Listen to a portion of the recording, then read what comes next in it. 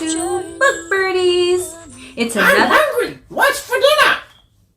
Hey, Pesky Pascal. It's just Pascal. So what's for dinner? Okay, well, anyways,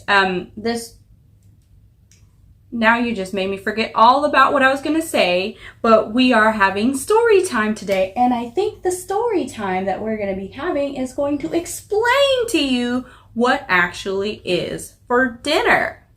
You going to stay? Yeah, I'll stay.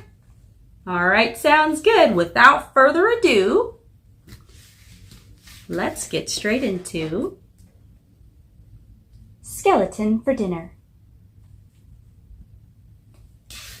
Book Birdies presents Skeleton for Dinner, read to you by Berlin. Written by Marjorie Kyler, illustrated by Will Terry. One day, Big Witch and Little Witch decided to brew a stew. They added all their favorite ingredients: shark fins and snake skin, spider silk and centaur's milk, catfish whiskers and banshee blisters. Big Witch took a taste. "This is so yummy," she said. "Let's invite our friends for dinner." "What fun," said Little Witch. "I'll make a list.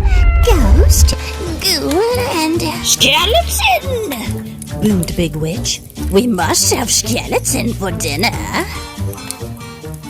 Just then, Skeleton was clickety-clacking up the hill. As he reached the hill, he saw Little Witch's list pegged to a tree. He heard what Big Witch said to Little Witch.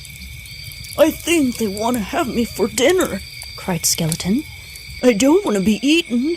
His bones began to quake and shake. Before the witches saw him, he rat-a-bat-tatted down the hill and jingle-jangled as fast as he could to Ghosts. "The witches want me in their stew, and they want to eat you too," he screeched. "Oh no!" wailed Ghost, and she floated after Skeleton. They scooted by the graveyard where Ghoul was shoveling dirt. "Where are you going in such a hurry?" he asked. "The witches want us in their stew, and they want to eat you too." "Yikes!" shouted Ghoul, "Let's go hide." and he dashed after the others. Back on the hill, Little Witch said, "I'm off to invite our friends for dinner." And away she flew on her broomstick.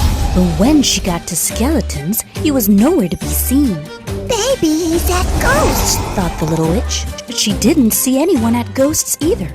"I bet they're all at Ghouls," thought the Little Witch. She zoomed to the graveyard. It was as quiet as the moon. "Where is everybody?" said the Little Witch. "How can I invite our friends for dinner if they all disappeared?" She flew back to the top of the hill. "I couldn't find anybody at home," she told Big Witch. "I guess we'll have to eat our stew all by ourselves. And I was really looking forward to our party." She took down the sign and began to cry. Crow flew down and picked it up. "I think I know what's wrong," he cawed, and off he flew flapping his wings. He went to Skeleton's, no skeleton. He went to Ghosts, no ghost. He went to Ghouls, no ghoul. And then he saw footprints leading into the woods. He followed them to a big tree. Up, up, up he flew. "What are you doing here?" asked Skeleton. "I came to tell you that the witches want you to come for dinner." "You mean they want to eat us for dinner?" said Skeleton. "No, they want to have you for dinner," said Crow. "That means invite you for dinner." "Oh," said Skeleton. "Well, that's different from what I thought. I'm hungry. Let's go." So Skeleton, Ghost, and Ghoul came down from the tree. They picked some poison ivy to take to the witches for their stew. When they got to the top of the hill, the witches were so happy to see them, their face lit up like jack-o'-lanterns. "Come and eat," shouted Big Witch. Have a seat, Shouted Little Witch, and we'll give you a treat. said both witches together. It looks so yummy, said Skeleton, that I wish I had a tummy.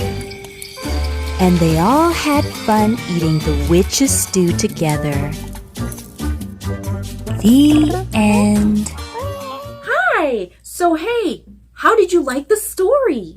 I personally loved the story. I thought it was so cool. Did you like the story? Yes, he did. You did? So, which part did you like? I liked the part in the end when they were all eating the brood together.